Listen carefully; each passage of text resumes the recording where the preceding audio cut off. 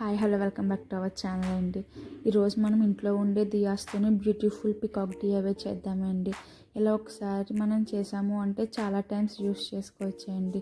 అలాగే మన వీడియో చూసే వాళ్ళందరూ కూడా చిన్న లైక్ చేసి సబ్స్క్రైబ్ చేసుకోవడం మర్చిపోకండి. ఇలా 2 డిఎస్ తీసుకొని ఇలా కార్డ్బోర్డ్ షీట్ తీసుకోండి.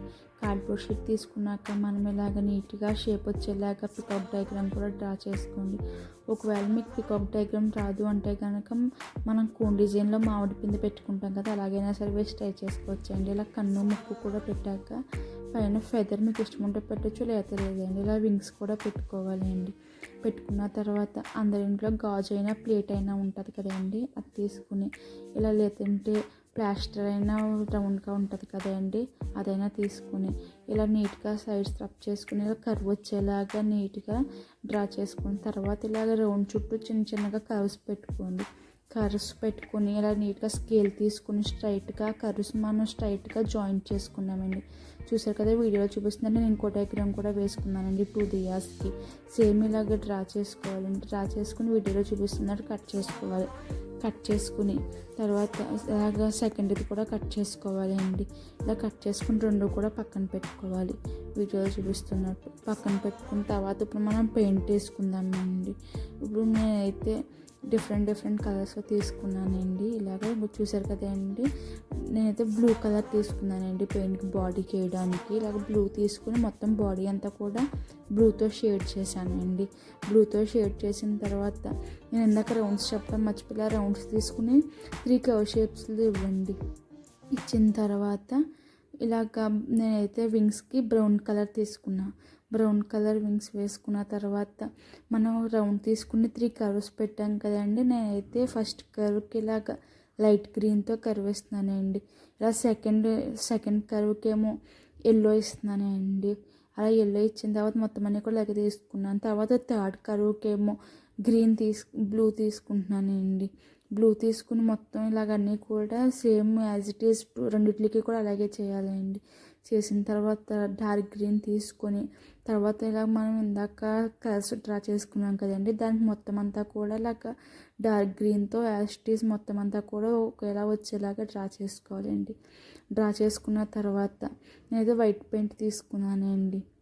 వైట్ పెయింట్ తీసుకొని మనం కొంచెం ఏకల్లా వచ్చేలా ఉంటాయి కదండి, దానికని చెప్పేసి ఇలా నీట్గా షేప్స్ ఇచ్చుకుంటున్నానండి స్ట్రైట్గానే. వీడియోలో చూపిస్తున్నట్టు మీరు నీట్గా షేప్స్ ఇచ్చారు అంటే చాలా బాగుంటుంది. తర్వాత కన్ను ముక్కు కూడా సేమ్ వైట్తో ఇచ్చేసానండి. నేనైతే ఇలా బాడీకి కూడా కొద్దిగా ఇలా వైట్ షేడ్ ఇచ్చానండి. షేడ్ ఇచ్చిన తర్వాత చూసాక నేను ఇలా రెండిట్లకి కూడా సేమ్ చేసుకున్నానండి. తర్వాత మళ్ళీ బ్లూ కలర్ తీసుకుని ఇలాగ దీపానికి కూడా టోటల్ మొత్తం అంతా కూడా కలర్ వేసేసుకున్నానండి. ఇలాగ వీడియోలో చూపిస్తున్నట్టు మొత్తం అంతా కూడా కలర్ వేసుకుని ఇప్పుడు పేపర్ తీసుకుని ఇలా వీడియోలో చూపిస్తున్నట్టుగా మొత్తం అంతా కూడా రోల్ చేసుకోవాలండి.